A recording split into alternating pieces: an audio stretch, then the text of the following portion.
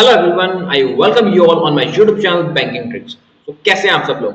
I hope आप सब लोग अच्छे होंगे और आपकी बैंक एग्जामिनेशन 2026 की प्रिपरेशंस बहुत अच्छे से चल रही होगी, क्योंकि हमारी रेगुलर सिलेक्शन सीरीज चल रही है जिसमें हर रोज हम लोग मेंस की क्लासेस कर रहे हैं, रीजनिंग की भी और क्वांट्स की भी। हर रोज सुबह 9 बजे क्लास होती है। आरबीआई असिस्टेंट मेंस का 2026 का जो लेवल रहने वाला है वही लेवल मैं आपको करवा रहा हूँ। जिन्होंने भी प्रीवियस क्लासेस देखी नहीं है उन सभी क्लासेस को जरूर से देखें, ये आपके एग्जामिनेशन के लिए बहुत बेनिफिशियल रहेगी। तो आज की हम क्लास में करने वाले हैं blood relation puzzle, direction distance with blood relation, year based puzzle, input output, critical reasoning और row based with two variable puzzles. सारा आपका 26 का एग्जाम का लेवल रहने वाला है। इसी लेवल के क्वेश्चंस आपको एग्जामिनेशन में मिलेंगे। तो क्लासेस को पूरा देखना। स्टार्ट करते हैं आज की क्लास। फर्स्ट क्वेश्चन है आपके पास हिंदी मीडियम के लिए एंड इंग्लिश मीडियम के लिए। सबसे पहले वीडियो को पॉज करो, खुद से करने का ट्राई करो। 6 से 7 मिनट का टाइम है आपके पास। इस टाइम में आपसे ये पजल कंप्लीटली बन जानी चाहिए। तो ट्राई करो, कितना बना सकते हो। ब्लड रिलेशन बनाने का ट्राई करो, जितना भी बना सकते हो खुद से पहले ट्राई करो, उसके बाद मेरा सोल्यूशन देखना। स्टार्ट करते हैं। इसमें क्या रखा है कि 8 पर्सन है फ्रॉम अ सेम फैमिली, ठीक है, sit on a square table such a way that 4 of them sit at side of the table and 4 of them sit in corner of the table and all of them facing towards the center। 8 person है, एक square के चारों तरफ बैठे हैं, 4 corner पे 4 middle में, और सारे के सारे पर्सन इनसाइड फेस कर रहे हैं। Got it? सबसे पहले हमें कहा गया कि आर्स फादर। जैसे भी आपको पता चलता है ना ब्लड रिलेशन के बारे में कोई भी इंफॉर्मेशन, उसको तुरंत नोट कर लिया करो। लाइक आर फादर, यानी कि आर के कोई फादर हैं, ये बात हमको यहाँ से पता चलती है। आर फादर सिर्फ second to the left of L spouse, का मतलब एल का कोई स्पाउस भी यहाँ नोट कर लेते हैं। R father second to the left of L spouse, ठीक है। उसके बारे में बात कहा गया है कि who does not sit any side of the table. इसका मतलब एल का जो स्पाउस है एक कॉर्नर पे बैठते हैं, क्योंकि मिडिल और कॉर्नर दो ही जगह है हमारे पास। Only 2 person sit between L spouse and P father. इसका मतलब पी के भी कोई फादर है, तो 2 पर्सन है हमारे पास एल स्पाउस एंड पी के फादर के बीच में। ओके, समझ आया यहाँ तक? फिर क्या रखेगा कि M has a sister. Okay, so M has a sister, M की एक सिस्टर है। M is the aunt of P son, यानी कि पी का कोई सन है और एम जो है वो उसकी आंट है। अभी तक आंट मैं बना नहीं सकता, क्योंकि मुझे नहीं पता कि पी का कोई सिबलिंग है या पी का कोई सिबलिंग मैरिड है, उसके एम के आंट है, क्योंकि आंट दो तरह से बन सकती है ना। इस वजह से ही मैं बना नहीं सकता। लेकिन जब मैं आगे देखता हूँ P does not have any sibling, यहाँ मेरे को समझ आया था कि पी का कोई सिबलिंग नहीं हो सकता। एक कंडीशन तो खत्म होगी, एक ही कंडीशन बचती है कि पी किसी से मैरिड हो एंड उसकी सिस्टर एम। अब बन गई अपने पास M is the aunt of P son. समझ आया यहाँ तक? चलिए आगे। फिर कहा जाता है N and L R same gender, ठीक है। एन और एल जो है ये सेम जेंडर के हैं। Okay, the number of person sitting between R's father and P's father is same as number of person sitting between R's father and O's daughter, ठीक है। Number of person sit between R के जो father हैं और P के जो father हैं, same उतने ही नंबर है हमारे पास आर के जो फादर हैं एंड ओ के डॉटर के बीच में, ठीक है। सेम उतने ही नंबर अपने पास आर के फादर एंड ओ का कोई डॉटर है अपने पास। ये बात यहाँ से हमको पता चल गई। फिर उसके बाद हमें कहा गया है आगे L is the father of M. L जो है वो एम का फादर है, यहाँ बन जाएगा L is the father of M. M के बारे में कहा गया who is sister in law of N's daughter. M जो है सिस्टर इन लॉ है किसकी? एन की डॉटर की। देखो, एन की कोई डॉटर है, उसकी सिस्टर इन लॉ है एम, ठीक है। आगे देखेंगे कैसे बनाते हैं इसको। पी के बारे में कहा गया P is the mother of Q. Okay, P जो है ये मदर है क्यू की। तो इसमें एक और नोट कर लेते हैं हमने यहाँ पे P is the mother of Q. Who is the only grandson of O. Q के बारे में कहा गया Q is the only grandson, only grandson of O, ठीक है। N is not spouse of O. N जो है वो ओ का स्पाउस नहीं है, ये अपने को कहा गया ये नहीं है। N is father in law of S. N जो है एस का फादर इन लॉ है, इसका मतलब एन जो है फादर इन लॉ है एस का, एन जो है फादर इन लॉ है एस का। S who is the only brother of M. S is the only brother of M, ठीक है। एम का ब्रदर यहाँ एस यहाँ पर भी बना सकते हैं, ठीक है। M and R unmarried members, ठीक है। एम भी अनमेरिड है, आर भी अनमेरिड है, ये दो पर्सन अनमेरिड है, इसको ध्यान रखेंगे। फिर कहा गया number of person sit between M and O is same as number of person sit between P's father and R. Okay, number of person जितने की एम और ओ के बीच में है, सेम उतने ही पर्सन पी के फादर एंड आर के बीच में, जब हम एम को लेफ्ट से काउंट करते हैं, ठीक है, left to M. M sister and M's mother are not an immediate neighbours, यानी एम की कोई सिस्टर भी है अपने पास, ये तो ब्रदर हो जाएगा ना। एम की यानी कोई सिस्टर भी है अपने पास, ठीक है। एम की कोई सिस्टर है अपने पास, एम सिस्टर और एम की मदर, एम की मदर, एम सिस्टर और एम की जो मदर है are not an immediate neighbour. S son sit second to the right of one who is only son of O, ठीक है। एस का जो सन है अपने पास, यहाँ आते हैं एस का जो सन है अपने पास, S son is sit second to the right of one, S का जो सन है second to the right of one who is the only son of O, ये ओ के सन के बराबर साथ बैठे, second to the right of one O son, ठीक है। तो ओ का एक सन भी है अपने पास, जो कि सिर्फ एक सन है, एक ओ का एक डॉटर पहले आ गई थी, एक सन अब आ गया, ठीक है। फिर कहा गया number of person sit between R sister in law and P spouse. Okay, number of person sit between R sister in law and P का जो स्पाउस है, same as number of person sit between R brother and L spouse, R के जो brother और L के जो spouse, उसके बीच में सेम नंबर है, ठीक है। And O and S are not immediate neighbour, O और एस जो है ये इमीडिएट नेबर नहीं है, करेक्ट।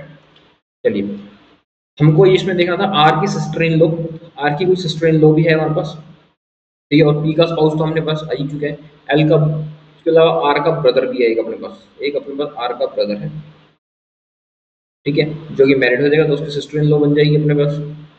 एल का स्पाउस है हमारे पास, एल का स्पाउस है, हाँ, यहाँ से एल का स्पाउस बना लेते हैं। ये सारा इतना अभी तक अपना बन चुका है, ओके। चलिए देखते हैं क्या कुछ है हमारे पास। तो पहले पी से, यहीं से स्टार्ट करते हैं, एल से। एल जो है इसका एम डॉटर है इसकी, एम की एक सिस्टर है अपने पास, ठीक है। एम की एक सिस्टर है और एम का एक ब्रदर भी है हमारे पास, एम का एक ब्रदर जो कि एस है हमारे पास, और एम की सिस्टर इन लॉ भी है, इसका मतलब एस की सिस्टर इन लॉ पी यहाँ बन जाएगी अपने पास।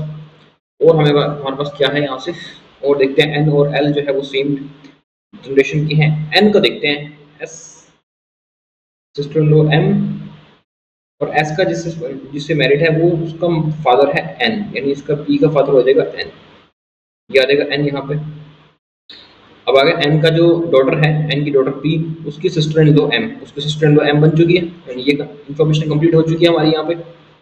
और हमारे पास कोई इन्फॉर्मेशन है ओ और क्यू के बारे में है, ओ का एक सन है एक डॉटर है, ठीक है, जो कि मैरिड है। और हमको अनमैरिड के बारे में बताया गया था कि एम और आर अनमैरिड है। आर के बारे में देखते हैं, आर इसकी सिस्टर बन जाएगी अपने पास, ये बन गई आर इसकी सिस्टर बन गई। एम और आर तो अनमैरिड है अपने पास, तो इसका मतलब ओ अपने पास फर्स्ट जनरेशन में ही आएगा, ओ सेकंड जनरेशन में नहीं आ सकता, फर्स्ट जनरेशन में आएगा तो ओ एल की वाइफ बनेगी ना ओ, तभी तो अपने पास ओ के अंदर एक डॉटर आएगा एक सन आएगा, और सन सिर्फ एक ही होएगा, एक सन बन चुके अपने पास। एन ओ से मैरिड होने से हमको ये भी दिया हुआ था, इसका मतलब ये भी सही है हमारे पास। अब एक चीज हमें यहाँ पर दी हुई है कि ओ का ग्रैंडसन है क्यू, और क्यू किसका सन है पी का, यहाँ पे आएगा ओ का ग्रैंडसन है क्यू, क्यू सन है पी का। कितने पर्सन हो गया, 2 4 6 7 8, 8 ही पर्सन थे। ये अपना ब्लड रिलेशन यहाँ पे कंप्लीट हो जाता है। इजी था ब्लड रिलेशन, टफ नहीं था, बिल्कुल इजी था ये ब्लड रिलेशन, ये अपना ब्लड रिलेशन यहाँ कंप्लीट हो जाता है। अब बात में अब करते हैं स्क्वायर की बात, तो मैं थोड़ा सा साफ कर लेता हूँ यहाँ से, ताकि थोड़ा स्पेस और अपने को मिल जाए बनाने के लिए।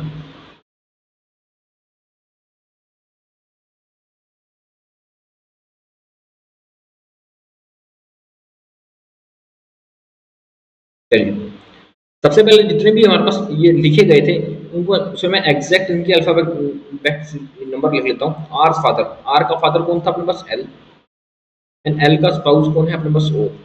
पी का फादर है अपने पास एन, ठीक है, पी फादर एन, आर के जो फादर है एल, और ओ की जो डॉटर है वो है हमारे पास एम और आर। एम है या आर है ये अभी हमको नहीं पता, ये कंफ्यूजन में इसमें देखेंगे अपने। एम की सिस्टर है अपने पास आर, एम की मदर है ओ, ठीक है। आर के जो पी के जो फादर है वो है हमारे पास एन, एंड ओ का सन है अपने पास उसमें एस, और एस का सन है क्यू।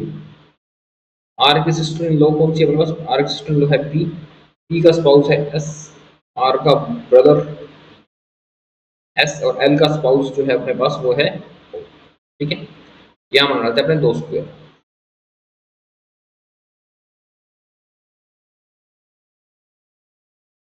8% थे।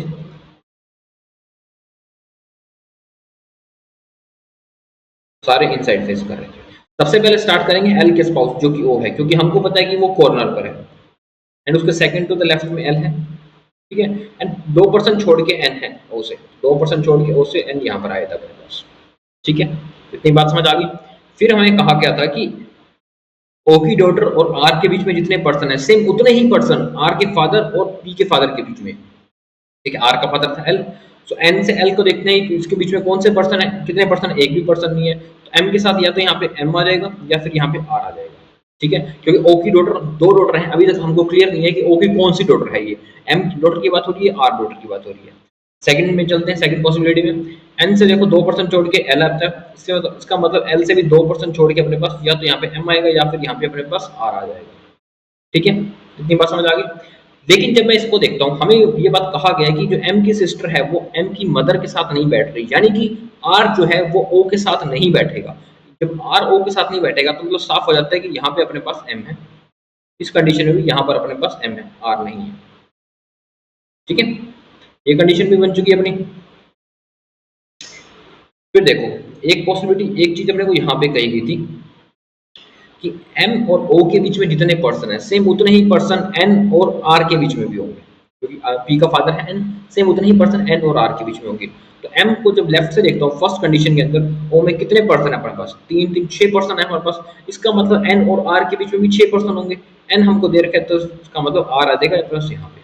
सेकंड कंडीशन में चलते हैं, एम और ओ के बीच में कितने पर्सन है, एम के लेफ्ट से देखता हूँ, कोई पर्सन है, कोई पर्सन नहीं है, 0 पर्सन है, इसका मतलब एन और आर के बीच में भी लेफ्ट से देखने पर 0 ही पर्सन होंगे, इसका मतलब आर भी अपना यहाँ पर आ जाता है, ठीक है। ये बात भी होगी। फिर हमें कहा गया था कि एस के सेकंड टू द राइट में क्यू है, एस के सेकंड टू द राइट में क्यू, ये बनता है कंडीशन, तो इसमें एस के सेकंड टू द राइट में क्यू यही बनता है।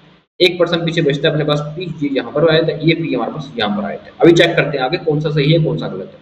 लेकिन हमको ये देखो, इसके बाद कहा गया था कि ओ जो है चाहे कुछ भी हो जाए ओ एस के साथ नहीं बैठेगा, इस फर्स्ट कंडीशन में तो लेकिन हमारा ओ एस के साथ आ गया, इसका मतलब ये पजल यहाँ रॉन्ग हो जाती है, ओ हमारा एस के साथ नहीं आ रहा सेकंड पॉसिबिलिटी में, तो ये पजल हमारी यहाँ पर राइट हो जाती है। This is the end of our question, okay. अगर ये क्वेश्चन मेंस के लिए परफेक्ट क्वेश्चन था, ऐसे क्वेश्चन आपको एग्जामिनेशन में जरूर देखने को मिलेंगे और आपको बनाने पड़ेंगे अगर आपको अच्छे मार्क्स चाहिए तो। अगर आप ऐसे क्वेश्चंस को छोड़ दोगे ये सोच के कि बड़ा क्वेश्चन है तो फिर आप कुछ नहीं कर पाओगे, क्योंकि यही वो क्वेश्चन है जो आपको लीड दिलवाते हैं। फर्स्ट क्वेश्चन में चलते हैं। फर्स्ट क्वेश्चन कहता है four of the following five are like in similar way such a way that four of them which one does not belong to the group. इन पांचों में से कौन सा इस ग्रुप से बिलोंग नहीं करता। पी आर एस क्यू, देखो पी से आर एक छोड़ के पी से आर, एस से क्यू एक छोड़ के एस से क्यू, एम और एन एक छोड़ के एम से एन, और एल और एन, एल और एन के बीच में तो 3% आ गए, इसका मतलब ये एल और एन ये रॉन्ग है, ऑप्शन नंबर डी जो है ये हमारा राइट आंसर। फिर हमें कहा गया how is M related to one who is immediate right of Q. Q की इमीडिएट राइट में कौन बैठा, ओ से एम का क्या रिलेशन है, एम जो है ओ की डॉटर है, हमारा आंसर हो जाएगा option number B is our right answer, O जो है वो एम की डॉटर, ठीक है। चलिए नेक्स्ट क्वेश्चन पे बनाए। Direction distance with blood relation, 3 से 4 मिनट के टाइम के अंदर इस डायरेक्शन डिस्टेंस को कंप्लीट कर लो, वीडियो को पॉज करके खुद से बनाओ।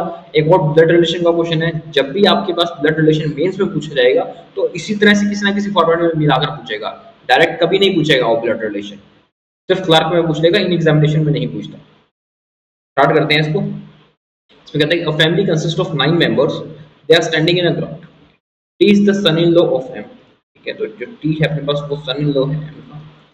एम के बारे में क्या रखा है, M who stand 20 metre south of S, ठीक है। M who stand 20 metre south of S, S who is only daughter of के, S who is only daughter of K, only daughter of K, and K is the father of Q. ठीक है, K is the father of Q. Q के बारे में कहा गया कि Q who stand 8 metre west of M. ठीक है, क्यू जो है वो स्टैंड कर रही है 8 metre west of M. M who is the mother in law of O. M जो है वो मदर इन लॉ है ओ की। मदर इन लॉ है ओ की, इसका मतलब एम का कोई एक और भी होगा, तभी मदर इन लॉ बन जाएगी ओ की। O is the spouse of Q. ठीक है, तो यहाँ पर क्यू भी आ जाएगा अपने पास, ओ क्यू का स्पाउस है। And we stand 10 metre north of O spouse. O का स्पाउस कौन है? क्यू। यानी कि वी जो है 10 मीटर नॉर्थ में है क्यू से, ये आ जाएगा अपने पास यहाँ पे 10 मीटर नॉर्थ में है क्यू से। And G stand 14 metre west of V. तो जी जो है वो 14 मीटर वेस्ट में है अपने पास वी से। V who is the father in law of Q. V क्या फादर इन लॉ है क्यू का, यहाँ आ जाएगा हमारे पास वी। या इसमें भी देखते हैं तो वी जो है वो ओ का फादर बन जाएगा। N stand 18 metre north of G. ठीक है, एन जो है वो 18 मीटर नॉर्थ में है जी से। N 7 metre west of S spouse. N जो है 7 मीटर वेस्ट में है एस का स्पाउस से। अब एस का स्पाउस कौन सा है देखो, एक बार यहाँ बनाते हैं, उसको ढंग से बना के दिखाता हूँ। एम के दो पर्सन थे, दो दो चाइल्ड थे, एक मैरिड था टी से। ठीक है, एक क्यू जो था वो मैरिड था अपने पास ओ से। ठीक है, ओ के फादर है अपने पास वी, इतना हमको पता है। अब हमको एक बात और कही गई थी कि क्यू के जो ओनली सिस्टर है यानी कि वो एस है। ठीक है, इसका मतलब जो क्यू है अपने पास मेल हो जाएगा, ये फीमेल हो जाएगा अपने पास, क्योंकि के की ओनली डॉटर अपने को एस दे रखी थी। और हमको ये कहा गया था अभी इसके अंदर कि आगे अपने एन, हाँ, N is the only daughter of O who stand 32 metre south of T. O तक की तो ये बात हुई ना, कहाँ गया यार question. N is 80 metre south of G and 7 metre west of S का स्पाउस। एस का स्पाउस कौन था? टी, तो यहाँ पे आ जाएगा अपने पास टी। अब आते हैं हमारे पास N is the only daughter of O. ठीक है, एन जो है वो ओनली डॉटर है अपने पास ओ की। Who stand 32 metre south of T. 32 metre south of T. N stand 32 metre south of T. G is the sibling of M. G is the sibling of N. और S stand 8 metre east of M spouse. ठीक है, S stand 8 metre east of M spouse. M का spouse कौन था अपने पास? ये बच गया के अपने पास। S stand 8 metre west of M spouse. S stand 8 metre east of K आ जाएगा 8 metre east of K. Okay, बन गया, आपकी डायरेक्शन भी बन गई, ब्लड रिलेशन भी बन गया। सिंपल था क्वेश्चन, टफ नहीं था क्वेश्चन। बस डरने की बात नहीं होती, आप बनाना शुरू करो क्वेश्चन बन जाता है। अब कुछ लोग देख के ही छोड़ देते हैं तो उनका कुछ नहीं हो सकता। चलिए फर्स्ट क्वेश्चन पे। फर्स्ट क्वेश्चन कहते हैं कि what is the distance between M spouse and O spouse. ठीक है, एम का स्पाउस यानी कि के, ओ का स्पाउस यानी कि क्यू। ठीक है, सो के और क्यू में क्या difference? M spouse and O spouse है ना, एम का स्पाउस के और ओ का स्पाउस क्यू। के और क्यू में डिस्टेंस बताना है, के और क्यू में जो डिस्टेंस है, ये डिस्टेंस 20 मीटर है। हमारा आंसर हो जाएगा option number D, that is 20 metre. Okay, second है what is the direction of S brother with respect of G's mother. ठीक है, एस का ब्रदर कौन है अपने पास? Q, with respect of G's mother O. G's mother, हाँ, G की मदर कौन है अपने पास? जी की मदर ओ है। ओ इसमें अपने पास कहाँ रह गया आपके पास? ओ हु इज 1032, अच्छा ये एन नहीं था, ये ओ था, सॉरी गलती हो गई। हमको बताना था कि क्यों, क्या बताना था? एस का ब्रदर विद जीस का मदर, हाँ, एस का ब्रदर था अपने पास ओ, क्यू विद जीस का मदर, ये है अपने पास नॉर्थ ईस्ट। आंसर हो जाएगा option number C is the right answer, that is north east. Okay, चलिए नेक्स्ट क्वेश्चन पे। ये हिंदी मीडियम के लिए और ये इंग्लिश मीडियम के लिए। वीडियो को पॉज करके बनाओ इसको, 5 मिनट का टाइम है, 5 मिनट में इस पजल को खत्म करो, इससे ज्यादा बड़ी ये पजल नहीं है। बनने वाली पजल है, आरबी असिस्टेंट में आपको ऐसी पजल्स देखने को जरूर मिलेंगी, तो इसको ढंग से बनाओ। इसमें क्या रहेगा? 7 पर्सन है, born in different different years। ठीक है, and age of each person calculated on the base year 2022। ठीक है, तो अपने पास स्टार्ट होते हैं कहाँ से? 1968 से। तो देखा 1968 से 77, 85, 83, 90, 99 एंड 2004। ओके, ये रहेगा अपना 2022 में। सबसे पहले इनकी एज निकाल लेते हैं, ठीक है। ये रहेगा 18 साल, तो ये हो जाएगी अपने पास एज। उसके बाद रहेगी 23, 32, 39, 85 है ना, 1983, फिर 85, पहले 85 लिखना है ना, फिर 83 लिखते हैं। तो यहाँ से हटाते हैं इसको, 1985, 1983। अब सही ना? हाँ, अब 85 हो गए, 15 हो गए और 22 हो गए, 37 ये हो जाएंगे अपने पास, ठीक है। 39, 39 में 6 और ऐड कर लेते हैं, 45, 45 में 7, 68,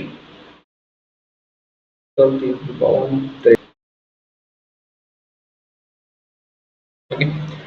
सबसे पहले हमें क्या रखा है, the one who was born in 1983 like Nike, ठीक है। 1983 ये नाइक पसंद है, ओके।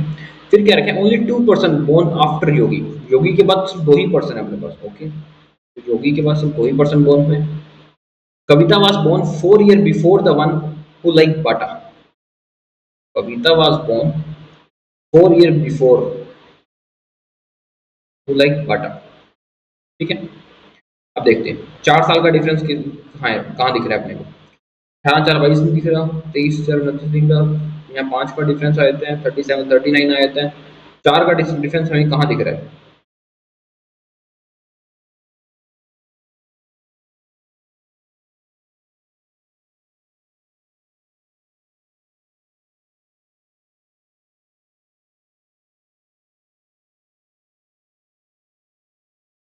4% बिफोर भी, तो 1, 2, 3 ये आ जाएगा 4% बिफोर बाटा, ठीक है। Kavita was born 4% before Bata, okay. फिर हमें कहा गया कि नीदर योगी नोर राजन लाइक बाटा, बाटा जो है नीदर योगी नोर राजन लाइक बाटा, ओके। नीदर कविता नोर मयंक लाइक नाइक, नाइक को पता है 93 पे, इसका मतलब 83 पे हमारे पास ना तो मयंक आ सकता, ठीक है, और कौन नहीं आ सकता, और कविता भी नहीं आ सकती। 83 में मयंक नहीं आ सकता, कविता नहीं आ सकती। And only 2% born between Mayank and one who like Puma, okay. Only 2% born between Mayank and Puma. कौन पहले बोर्न हुआ, कौन बाद में बोर्न हुआ, ये पता नहीं अभी अपने को। पुमा के बारे में कहा गया कि नोट द यंगेस्ट, ठीक है। पुमा जो है 2004 में नहीं आता, पुमा हो गया क्लोज। फिर हमें कहा गया difference between age of one who like liberty and Mayank is 14 years, तो लिबर्टी और मयंक जो एज है वो एज है 14 ईयर्स। आज में 14 ऐड करके देख लेते हैं कहाँ कहाँ पे आता है। ये तो 32 से 18, एक तो ये बन जाएगा 14, और 14 किस में आता है अपने पास, 4, 3, 7, 37 से, 37 से 23 ये भी आया था अपने पास 14, और अपने पास 14 का कोई आता है 14, नहीं, और 14 का अपने पास कोई नहीं आता। तो ये दो एज बन सकती है अपने पास लिबर्टी और मयंक की, जहां अपने पास 14 आ सकता है, 14 का डिफरेंस आ सकता है, ठीक है। अब इस पे देखते हैं, देखो अगर मैं 23 और 37 को देखता हूँ, लिबर्टी और मयंक कहीं पर भी आ सकते हैं। अगर मैं 32 और 18 को देखता हूँ, इसके अंदर अपने पास योगी तो ऑलरेडी बैठा है 32 पे, यानी कि मयंक नहीं आ सकता, लिबर्टी आ सकता है बट मयंक नहीं आ सकता। यही बनती है बात अपने को, इसकी एक कंडीशन यही बना लेते हैं अपने। यहाँ आ जाएगा अपने पास नाइक, योगी, ठीक है। तो यहाँ पर आ जाएगा अपने पास लिबर्टी, और ये आ जाएगा मयंक, गॉट इट।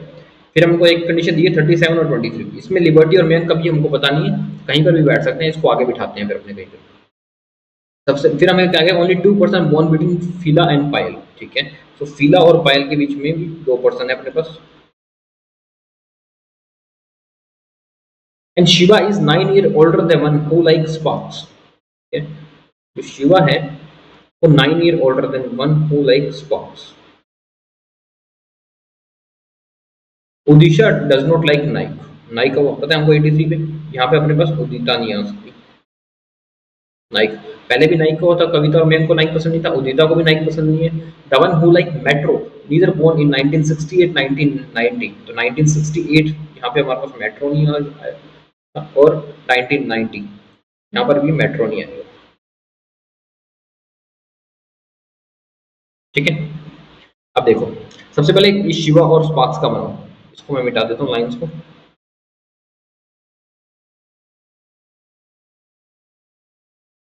9 ईयर बड़ा है शिवा स्पार्क्स से, ठीक है। तो 9 ईयर का गैप कहाँ दिख रहा है मेरे को, देखो 18 9 27 नहीं दिख रहा, 23 और 9 32, तो ये दिख रहा है मेरे को, 23 और 9, उसके बाद 41 नहीं दिख रहा, इसमें 9 ऐड कर देता हूँ तो 46 ये भी नहीं आ रहा अपने पास, 39 में 4 ऐड करता हूँ तो 48 ये भी नहीं आ रहा, 45 में मैं 9 ऐड करता हूँ तो 54 ये आ रहा है अपने पास, 45 में ऐड करते हैं तो 54 ये आता है कि शिवा जो है वो 9 ईयर बड़ा है स्पार्क से। ठीक है, अब देखो क्या 32 और 23 वाले में मैं शिवा को रख सकता हूँ, शिवा को कहाँ बिठाना पड़ेगा 32 की एज पे, लेकिन 32 की एज पे तो ऑलरेडी योगी बैठा है, तो शिवा आने का तो कोई चांस नहीं बनता, शिवा बिठाने का चांस एक ही जगह बनता है, शिवा को बिठाते हैं 54 पे एंड स्पार्क्स आ जाएगा 45 पे। सेम चीज इधर शिवा एंड स्पार्क्स। ठीक है, शिवा आ गया स्पार्क्स आ गया, इसकी बात खत्म होगी अपने पास। अब हमारे पास था कविता, 3 गैप छोड़ के बांटा।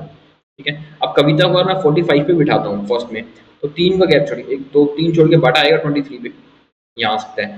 क्या कविता 83 पे आ सकता है? कविता 83 पे आ ही नहीं सकता, हमें पहले ही मना किया कि कविता 83 पे, क्योंकि कविता को नाइक पसंद नहीं है, इसलिए कविता तो आएगा अपने पास 45 पे, 1 2 3 छोड़ के 23 पे आएगा अपने पास बाटा। सेम चीज सेकंड कंडीशन में, कविता अपने पास 45 पर ही लाना पड़ेगा, उससे नीचे नीचे कविता आ ही नहीं सकता, कविता 47 पे 3 छोड़ के बाटा आ गया अपने पास यहाँ पे। सेकंड कंडीशन में जब बाटा मेरे को मिल जाता है, तो ये कंडीशन तो मैंने मयंक और लिबर्टी के लिए रखी हुई थी, आपको याद होगा मैंने बोला था मयंक और लिबर्टी जिसमें 14 ईयर का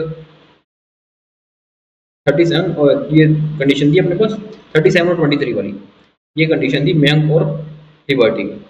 ठीक है, अब देखो बाटा आ गया तो लिबर्टी तो यहाँ आ नहीं सकता, यहाँ पे मयंक को बिठा देते हैं तो लिबर्टी आ जाएगा अपने पास यहाँ पे। ठीक है, मयंक और लिबर्टी हो जाएगा। अब देखो मयंक और पूमा के बारे में हमको क्या कह रखा था इसके अंदर, 2% बॉन्ड between Mayank and one who like Puma. ठीक है, मयंक और पूमा के बीच में 2% थे अपने पास, मयंक आ गया 2 छोड़ के पूमा आया था अपने पास यहाँ पे। सेकंड कंडीशन है मयंक यहाँ पे 2 छोड़ के यहाँ तो नाइक बैठे हैं, यहाँ पूमा कैसे बिठा सकते हैं हम, यहाँ पूमा को बिठा नहीं सकते, इसका मतलब ये कंडीशन अपनी रॉन्ग है। ठीक है, मयंक को पूमा भी हो गया। अब बात कर लेते हैं फीला और नाइक की। फीला और पायल थे हमारे पास, उसके लिए कविता हो गया, लिबर्टी हो गया अपने पास, और क्या रह गया,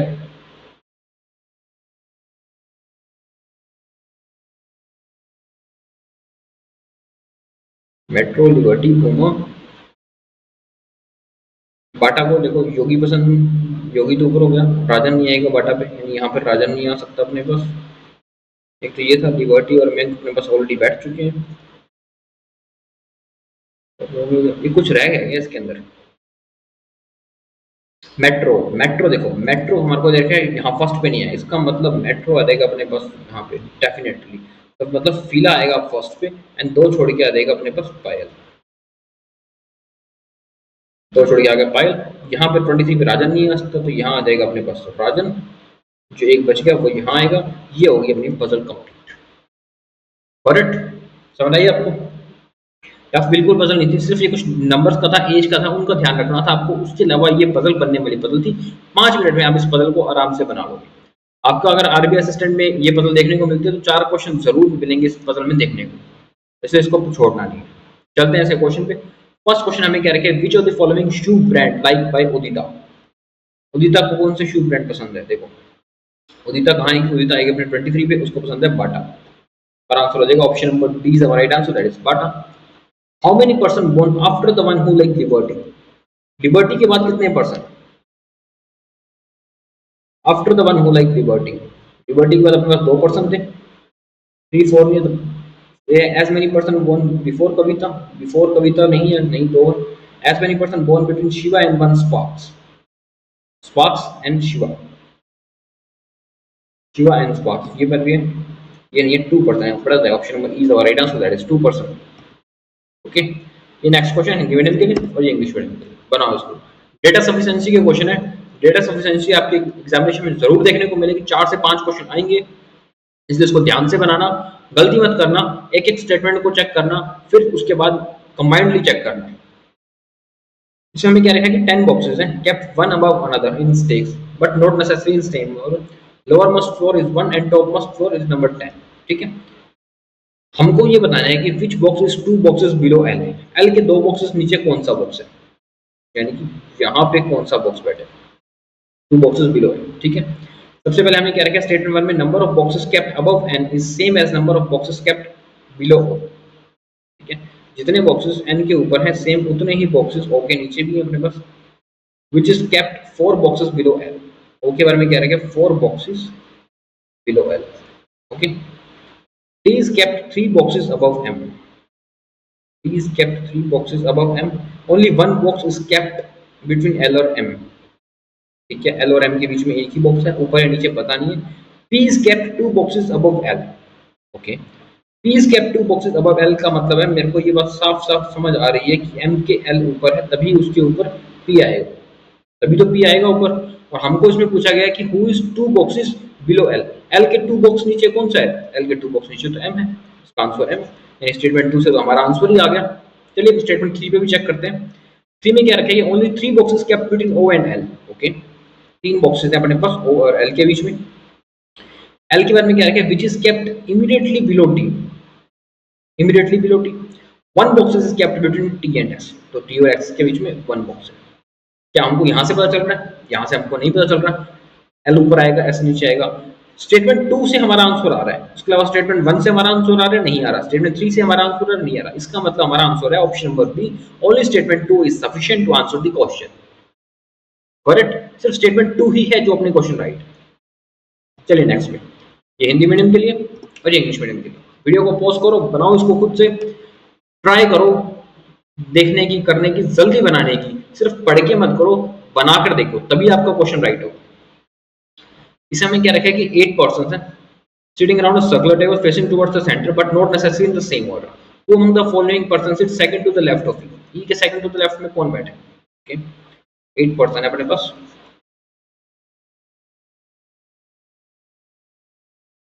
ठीक है, सभी लोग इंसर्ट देख रहे हैं। फर्स्ट स्टेटमेंट क्या है, G sit third to the left of E। Okay, G sit third to the left of E। Only one person sit between E and F। E और F के बीच में एक ही पर्सन है। And A sit immediate right of F। A जो है वो E F के immediate right में है। ठीक है, सेकंड में कहता है कि A and E are not an immediate neighbor। B sit adjacent to G। B जो है वो G के साथ बैठा but not adjacent to A। Okay, B जो है वो A के साथ नहीं बैठा। H sit second to the left of C। ठीक है, ये सेकंड होगी। थर्ड की बात करते हैं, number of person sit between A and G is same as number of persons sit between G and H। No one sit between H and B, यानी H और B एक साथ बैठे, ये बात होगी। हमें फाइंड करना है who sit second to the left of E। E के second to the left में कौन बैठे, फर्स्ट स्टेटमेंट से चेक करते हैं। E यहाँ पर आता है, 2 छोड़ के लेफ्ट में, G यहाँ जाता है। ठीक है, E से एक छोड़ के गैप पे F में यहाँ रखता हूँ, A आ जाएगा, F यहाँ रखता हूँ, A आ जाएगा। स्टेटमेंट 1 से आंसर आ रहा है, स्टेटमेंट 1 से हमारा कोई आंसर नहीं आ रहा। स्टेटमेंट 2 चेक कर लेते हैं। स्टेटमेंट 2 में हमको वैसे ही कुछ नहीं पता, कौन उसके साथ बैठा है कौन नहीं बैठा है, स्टेटमेंट 2 से भी हमारा आंसर नहीं आएगा। स्टेटमेंट 3 चेक कर लेते हैं, ए जी और एच के बीच में है हमारा आंसर, नहीं है।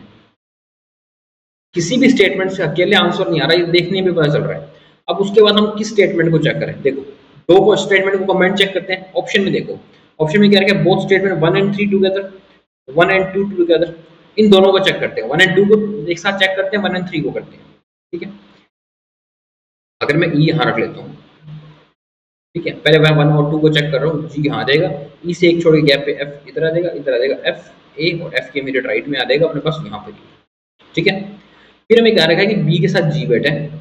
ठीक है, एच के सेकंड टू द लेफ्ट में सी बैठा है। ओके, अगर मैं बी के साथ जी को बिठाता हूँ, इधर बिठा सकता हूँ, एच के सेकंड टू द लेफ्ट में सी यहाँ बन जाता है, यहाँ पर बी बिठा सकता हूँ, बी के साथ जी। ठीक है, तो भी एच के सेकंड टू लेफ्ट, एच के सेकंड टू लेफ्ट में सी, तो यहीं पर ही बन रहा है। बी के साथ, बी जो है ए के साथ नहीं बैठा, तो बी बैठा है, ए के साथ नहीं बैठेगा तो सी के साथ बैठेगा अपने पास, डी अपने पास यहाँ बैठ जाएगा। इस कंडीशन में डी बैठ रहा है अपने पास यहाँ पे। ठीक है। लेकिन हमें कहा गया कि ए जो है वो ई के साथ नहीं बैठ रहा, ठीक है, ये कंडीशन गलत होगी। यहाँ तो ए जो है ई के साथ नहीं है, ये कंडीशन सही होगी। इसका मतलब फर्स्ट और सेकंड से तो हमारा आंसर आ रहा है, फर्स्ट और सेकंड से तो मेरा आंसर आ रहा है, और यही है हमारा right answer, option number C, first और सेकंड। 1 और 3 को चेक करने की जरूरत नहीं, क्योंकि आंसर तो आपका एक ही सही होगा, और फर्स्ट और सेकंड से हमारा आंसर आ चुका है, तो हमारा आंसर है option number C, 1 and 3। This is the right answer. Got it? समझ आया आपको किस तरह से क्वेश्चन को सॉल्व किया जाता है, किस तरह से आंसर्स को देखकर ही हेल्प ली जाती है, कौन से कंडीशन चेक करनी है। अदरवाइज तो रैंडमली कोई भी कंडीशन चेक कर लो, बहुत सारी कंडीशंस बनती है इसके अंदर, ठीक है।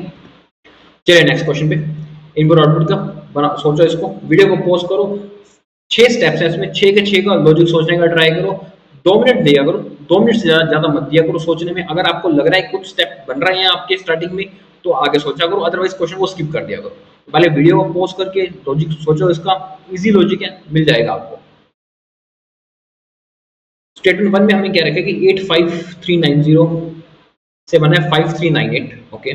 63451 से बना है अपने पास 3457, 27638 से बना है 7685।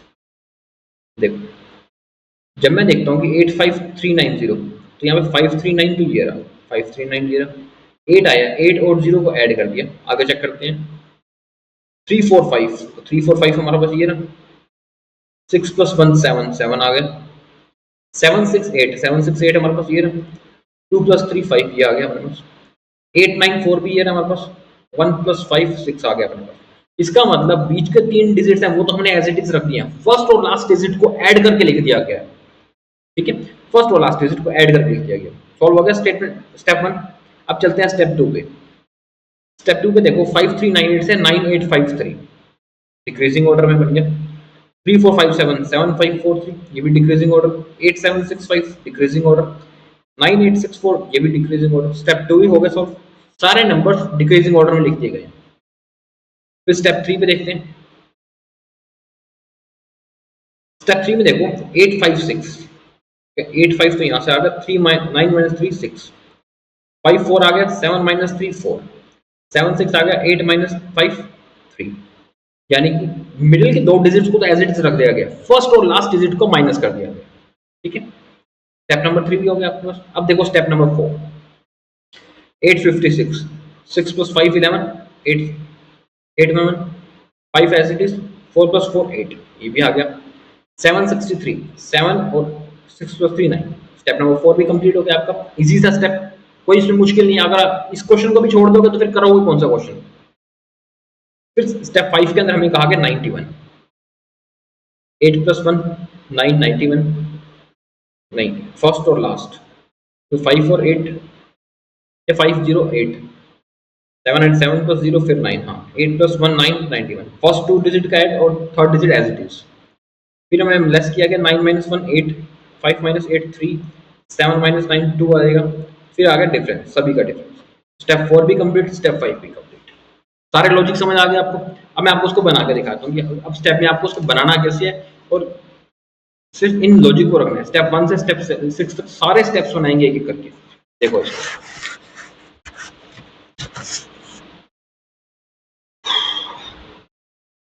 सबसे पहले स्टेप 1, स्टेप 1 में है 3 4 6 7 1, ठीक है। तो स्टेप 1 में क्या किया था हमने, मिडिल के 3 डिजिट ऐसे रख लिए थे, फर्स्ट और लास्ट डिजिट को ऐड कर दिया था। फर्स्ट और लास्ट डिजिट को ऐड कर दिया था, ये होता है 4 4 6 7, ठीक है। फिर आता है अपने पास 6 और 2, फर्स्ट और लास्ट को लास्ट में रखा था ना अपने, हाँ एक सेकंड, 808 को 5 3 को पहले रखा था, 4 6 7 और 3 1 4 आएगा। फिर आएगा अपने पास 5 8 9 8, फिर आता है 5 1 3 4 8 5 3 9, फिर आता है अपने पास 9 4 3 9 10 6 9 4 9, ठीक है। स्टेप 1 हो गया कंप्लीट। अब चलते हैं स्टेप 2 पे। स्टेप 2 पे हमने क्या किया था, डिक्रीजिंग ऑर्डर में लिख दिया था इन सबको। यहाँ 7 था, 4 6 7 गलत कर दिया, ये था बस 4 6 7 4, ठीक है। इनको डिक्रीजिंग ऑर्डर में लिखते हैं, 7 6 4 4 98855431 9853 9943 996। ठीक है, तो स्टेप 3 बना लेते हैं इसका ऐसे। स्टेप 3 हमने बनाया था 856, यानी कि मिडिल के दो डिजिट ऐसे रखते हैं, फर्स्ट और लास्ट डिजिट को हमने सब्सट्रैक्ट कर दिया था। तो ये आ जाएगा 643 884 434 856 946 965। फिर आता है अपने पास स्टेप 4। स्टेप 4 में आया था अपने पास, स्टेप 4 में हमने किया था 6 5 11। अच्छा, लास्ट के दो डिजिट को ऐड कर दिया था। ये हो जाएगा 607 812 407 आ जाएगा। यहाँ से आ जाएगा 811 910 911। ओके, देन आता है अपने पास स्टेप 5। स्टेप 5 में आता है अपने पास 67 92 47 91 100 and 101। देन आता है अपने पास स्टेप 6। स्टेप 6 में हमने क्या है, सब्सट्रैक्ट कर दिए थे 1 7 3 8 10 और 9। सारे स्टेप्स यहाँ पे हमारे कंप्लीट हो गए। इतनी देर का ये क्वेश्चन था, सिंपल क्वेश्चन था, छोड़ने वाला क्वेश्चन था नहीं ये। चले इसे क्वेश्चन पे, अच्छे से क्वेश्चन नहीं लगाएगा। चले आगे चलते हैं, ये हिंदी मीडियम के लिए और इंग्लिश मीडियम के लिए। चलिए नेक्स्ट, चलिए इस क्वेश्चन पे बनाते हैं इसको। 7% है, वीडियो को पॉज करो, 5 मिनट का टाइम है, 5 मिनट में आप सही पजल बन जाना चाहिए। इससे ज़्यादा टाइम आपको उस पजल में नहीं लगना चाहिए था। सिंपल पजल है, बनने लायक पजल है, बनाइए इसको 5 मिनट में, वीडियो को पॉज करो। 7% है, ठीक है। Sitting in A shop facing north, 7 के 7% नॉर्थ साइड में देख रहे हैं। डिफरेंट डिफरेंट टाइप के मिल्क शेक पीते हैं वो लोग, ठीक है। सबसे पहले हमें क्या रखा है, L sit third to the right of one who drink vanilla, none of them sit in extremely end. Okay, जो वनीला पीते हैं L sit third to the right, और कोई भी कॉर्नर पे नहीं बैठा, तो यहाँ पर आ जाएगा हमारा vanilla, L sit third to the right, ठीक है। Only one person sit between L and T, L और टी के बीच में एक ही पर्सन है। एक बार एल टी यहाँ देगा, एक बार आ जाएगा आपके पास एल और टी, ठीक है। Number of person sit to the left of T, one more, the number of persons sitting to right of one who likes strawberry, यानी कि टी के लेफ्ट में जितने पर्सन है वो एक ज्यादा है किससे, जिसको स्ट्रॉबेरी पसंद है। फर्स्ट केस में देखो, टी के लेफ्ट में कितने पर्सन है, 6 पर्सन है। इसका मतलब स्ट्रॉबेरी के राइट में कितने पर्सन होने चाहिए, 5 पर्सन होने चाहिए अपने पास। 3 4 5, या तो वनीला बैठा है, स्ट्रॉबेरी कैसे आ जाएगा यहाँ पे, यहाँ स्ट्रॉबेरी आ ही नहीं सकता। इसका मतलब टी अपना यहाँ नहीं आएगा, टी तो अपने को बिठाना पड़ेगा यहाँ पे। अब देखो 6 कंडीशन है, एक बार इधर कर लेते हैं, एक बार इधर कर लेते हैं। अब देखो फर्स्ट कंडीशन में टी के लेफ्ट में कितने पर्सन है, 2 पर्सन है, तो स्ट्रॉबेरी कहाँ आएगा अपने पास, स्ट्रॉबेरी के राइट में 1 पर्सन होंगे। सेकंड कंडीशन में टी के लेफ्ट में 3 पर्सन है, तो स्ट्रॉबेरी के राइट में 2 पर्सन होंगे, तो यहाँ आ जाएगा अपने पास स्ट्रॉबेरी, ठीक है। फिर हमें क्या रखें, number of person sitting two, ये होगा अपने पास P sit second to the left of one who drink chocolate. Okay, P sit second to the left of one who drinks chocolate, ये आ गया अपने को। P neither vanilla not strawberry, P ना तो वेनिला को पसंद करते हैं ना ही स्ट्रॉबेरी को, या तो वेनिला को ड्रिंक को पसंद करते हैं ना ही स्ट्रॉबेरी को, ये बात होगी। फिर क्या रखें, as many person sit between R and U, R और यू के बीच में जितने भी पर्सन है, as drink between strawberry and butterscotch, strawberry and butterscotch. Okay, देखो फिर कहता है R sit adjacent to neither T nor L, R ना तो टी के साथ बैठे ना ही एल के साथ बैठे, ठीक है।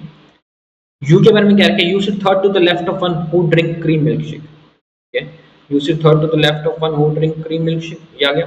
Number of person sit between banana milk shake and vanilla, one more, number of person sit between mango and U, एक कंडीशन ये बन गई इसकी अपने पास, वन मोर एंड, हाँ, and O does not drink butterscotch milk shake, ठीक है। ओ जो है वो बटरस्कॉच नहीं पसंद करती।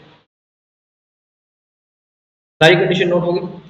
टी और स्ट्रॉबेरी की कंडीशन तो अपने पास अप्लाई हो चुकी है ऑलरेडी। अब आगे की बात करते हैं। क्या हो गया? हाँ, अब आगे की बात करते हैं कंडीशन में। कौन सी कंडीशन को हम रख सकते हैं? देखो ध्यान से देखो, क्या हम यू और क्रीम वाली कंडीशन को रख सकते हैं, आर एंड यू? देखो आर हमको पता है ना तो टी के साथ है ना एल के साथ है। आर ना तो टी के साथ आएगा ना ही आर एल के साथ आएगा। आर या तो यहाँ पर आ जाएगा राइट में या लेफ्ट में आ जाएगा, ठीक है। सेकंड कंडीशन में आर टी और एल के साथ आर की दो कंडीशन बनती है, यहाँ पे दो कंडीशन बन रही है अपने पास आर की, ठीक है।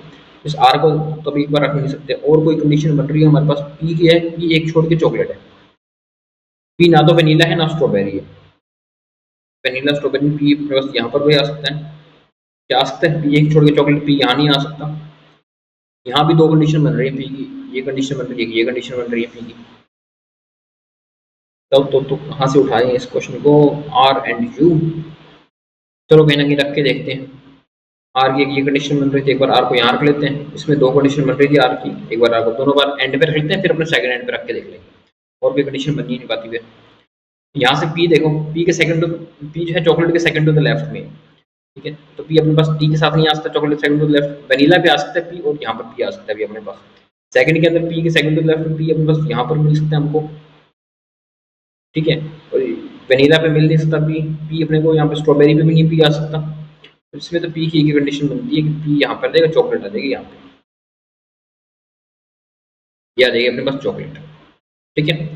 आर और यू के बारे में बता रखे हैं, आर और यू के बीच में जितने पर्सन है सेम उतने ही पर्सन स्ट्रॉबेरी और बटर स्कॉच के बीच में, एंड यू जो है वो क्रीम के थर्ड टू द लेफ्ट में, ठीक है। अब क्रीम यहाँ पर भी होगा तो एक दो छोड़ के यू कम से कम यहाँ आएगा, इससे पहले तो यू आ ही नहीं सकता। इस कंडीशन में आर और यू के बीच में कितने पर्सन है? दो पर्सन है। क्या स्ट्रॉबेरी और बटर स्कॉच के बीच में दो पर्सन आ सकते हैं? एक दो छोड़ के बिल्कुल आ सकते हैं। अगर मैं यू को यहाँ रखता हूँ तो आर और यू के बीच में चार पर्सन हो जाते हैं, तो स्ट्रॉबेरी एक दो तीन चार छोड़ के बटर स्कॉच यहाँ पर आएगा, फिर बना बटर स्कॉच, ठीक है। इसके चक्कर में पी को कहीं ना कहीं बिठाना ही पड़ेगा।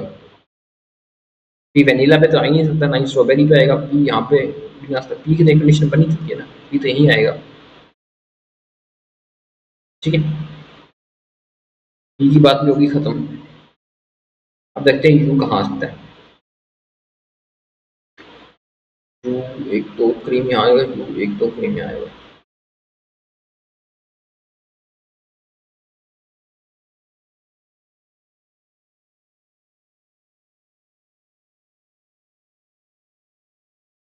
कोई ऑप्शन नहीं रख के देखना पड़ेगा। यू भी यहाँ रख लेते हैं, इस कंडीशन में यू कहाँ आएगा, इसमें यू यहाँ पे बिठा लेते हैं। यू से एक दो छोड़ के क्रीम आ जाएगा अपने पास यहाँ पे, और इस कंडीशन में यू से एक दो छोड़ के क्रीम आ जाएगा यहाँ पे, ठीक है।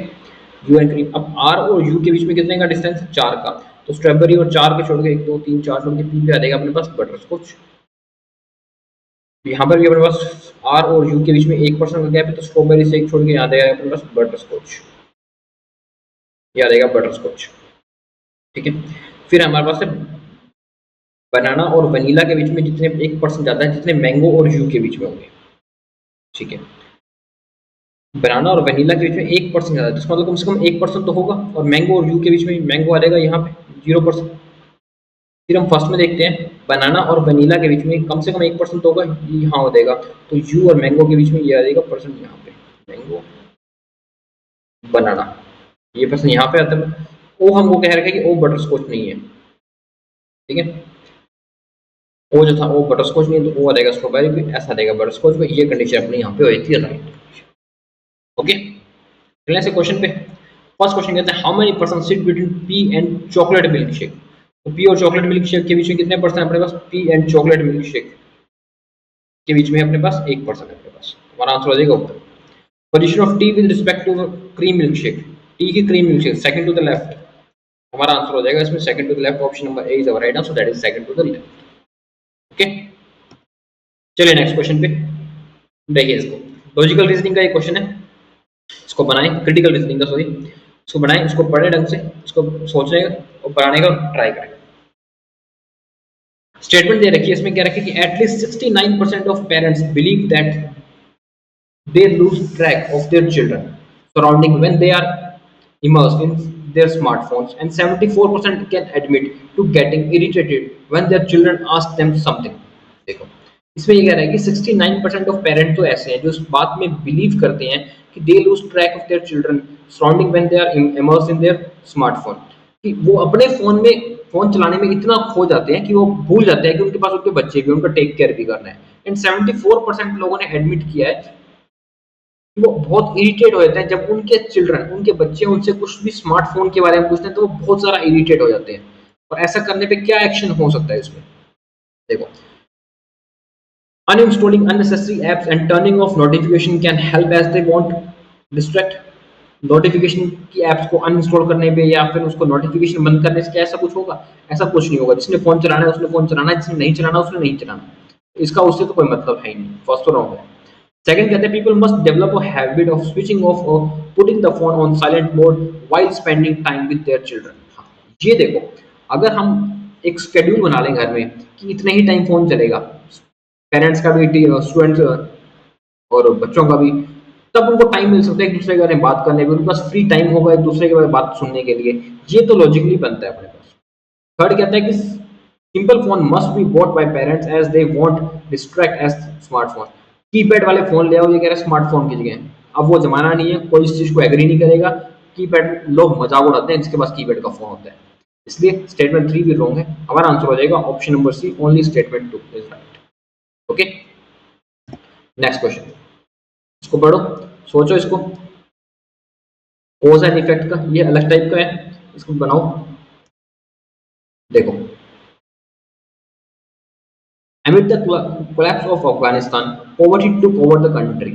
जब अफगानिस्तान की जो जो इकोनॉमिक कंडीशन थी वो कोलैप्स हुई तो पॉवर्टी बढ़ गई। ठीक है, तो हर जगह अफगानिस्तान में गरीबी ही गरीबी थी। ए पॉइंट। सेकंड में कहता है कि number of children employed has job instead of going to schools.